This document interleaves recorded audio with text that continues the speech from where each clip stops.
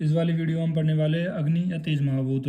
तो इसके एक पेज में ख़त्म कर देंगे, जितने ट्रिक्स है, बेसिक है, कॉन्सेप्ट है, सारे आपको समझ में आ जाएंगे।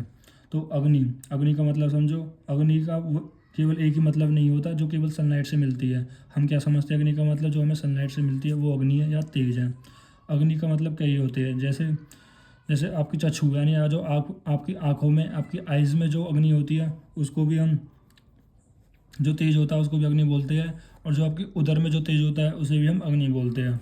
तो इसकी व्याख्या देखो कि द्रव्य प्लस तेज समवाय संबंध, मतलब ऐसे द्रव्य जिसमें जिसमें तेज तब समवाय संबंध में रहे उसको हम क्या बोलते हैं, अग्नि या तेज महाभूत बोलते हैं। पर्याय, अग्नि, अनल और औद्र्य आदि। इसके पर्याय क्या बताइए है कि अग्नि है, अग्नि तो ठीक है। अनल, देखो वायु का जो पर्याय था वो अनिल था और अग्नि का क्या हो गया, अनल हो गया। फिर आता है औद्र्य। औद्र्य का मतलब क्या है, जो उदर में जो अग्नि होती है, ये भी इसका एक महाभूत पर्याय होता है। अब देखते हैं हम उत्पत्तिय ग्रंथ। उत्पत्तिय ग्रंथ तैत्तिरीय, न्याय वैशेषिक, संख्या, योग दर्शन और आयुर्वेद, ये कुछ ग्रंथ है जिन्होंने तेज की उत्पत्ति बताई कि किस तरह से अग्नि महाभूत की उत्पत्ति हुई है।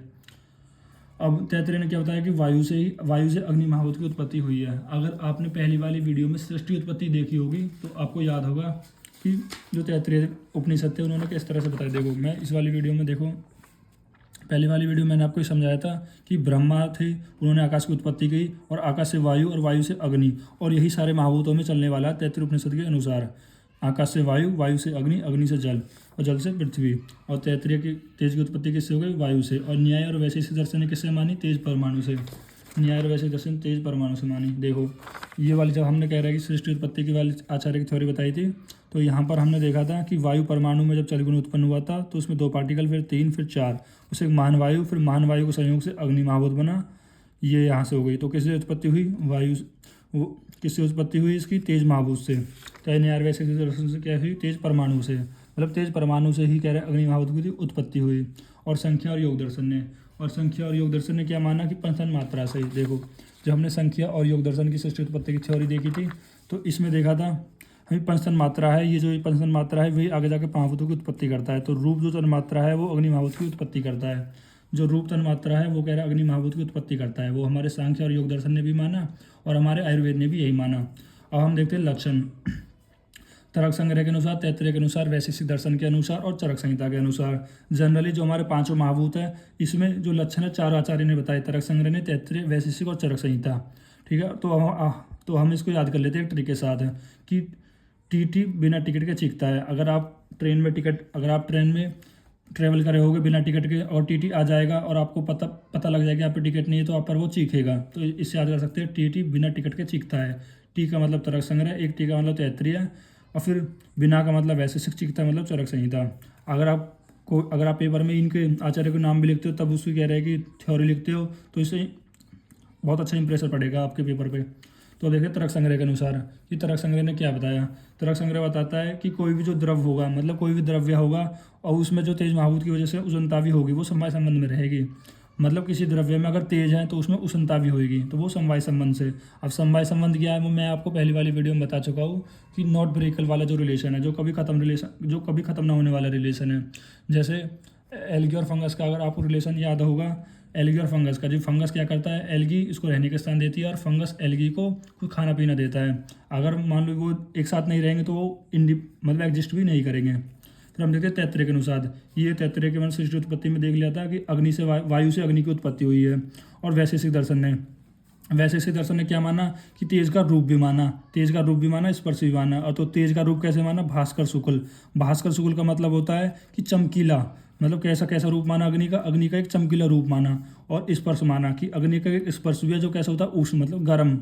और फिर चरक संहिता में क्या माना, उष्णतब, मतलब इसका क्या लक्षण माना चरक संहिता में, उष्णतब होता है, मतलब वो चीज़ गर्म होती है।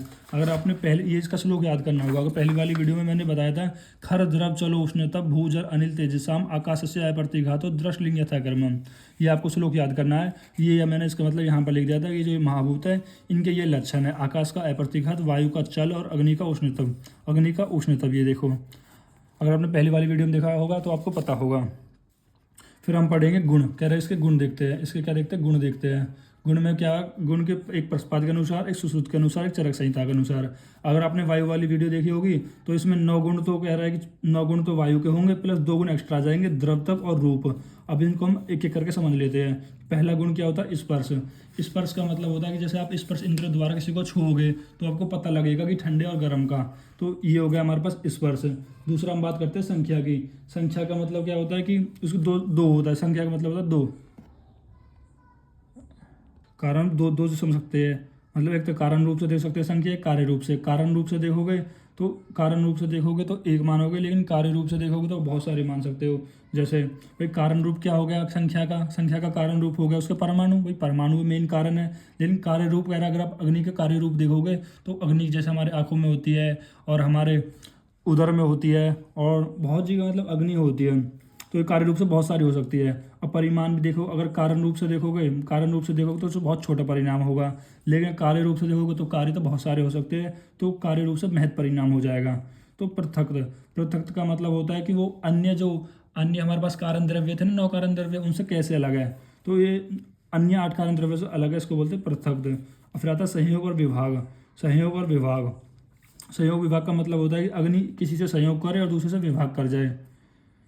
जैसे सॉलिड लिक्विड हो गया, अब वो चीज़ ठंडी हो गई, गर्म हो गई, भाई गर्म हो जाती है, फिर उसके बाद वो ठंडी होती है, तो उससे विभाग हो जाता है, संयोग हो जाता है। फिर परतव और अपर्तव। परतव और अपर्तव का मतलब क्या है कि परतव का मतलब होता है कि दूर की चीज़, और अपर्तव का मतलब होता है पास की चीज़। अब कैसे याद रखोगे, परतव मैंने पहले भी बताया था, परतव मतलब परदेशी दूर होता है, ठीक है, और अपर्तव मतलब पास।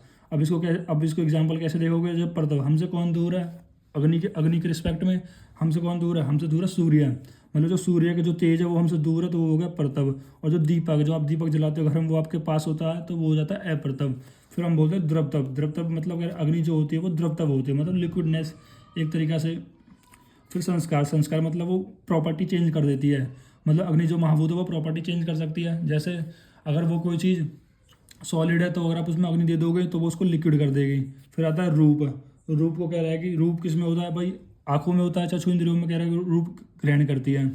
फिर सुश्रुत संहिता के अनुसार, ये भी मैंने आपको पहली वाली वीडियो में बताया है कि आकाश, वायु और अग्नि, आकाश का सत्व होता है, वायु का रज होता है, और फिर अग्नि में क्या कर दोगे, सत्व प्लस रज कर दोगे, फिर और उसके बाद जो जल आएगा उसमें सत्व प्लस तम कर दोगे, पृथ्वी तम होती है, तो इसमें सत्व और रजगुण होते हैं।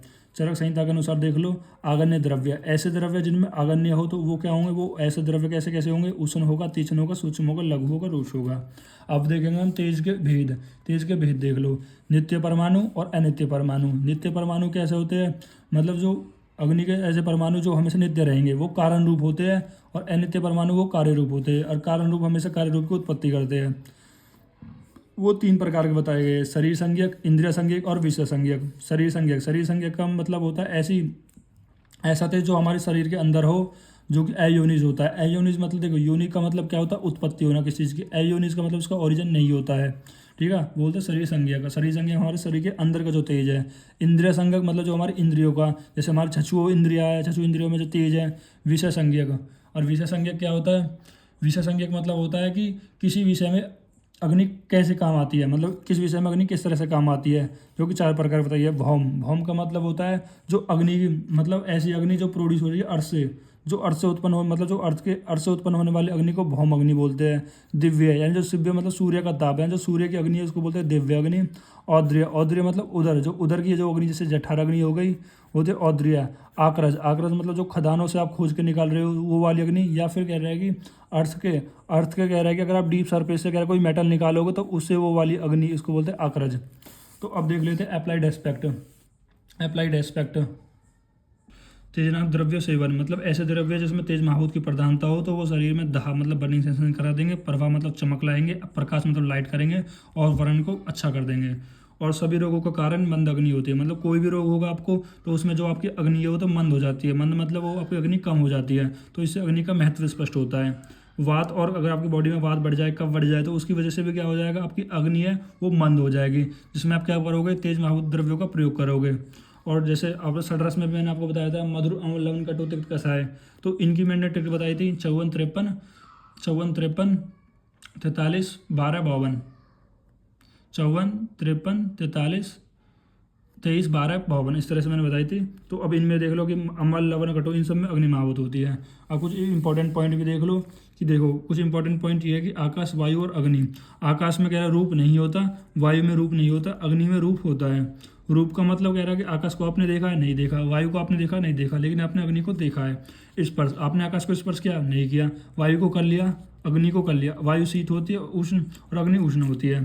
टाइप, और अग्नि कुछ टाइप भी देख लो कि कह रहा है कि 13 टाइप होते हैं, 5 भूत अग्नि के, 7 धातु अग्नि के, जठर अग्नि के। दूसरा टाइप ये भी है अग्नि के, ये भी 4 टाइप होते हैं, मंद अग्नि, विषम अग्नि, तीक्ष्ण अग्नि, सम अग्नि। ये इंपॉर्टेंट पॉइंट की तरह मैंने बताया। ये आपको पूरा चैप्टर हो गया। Thank you guys.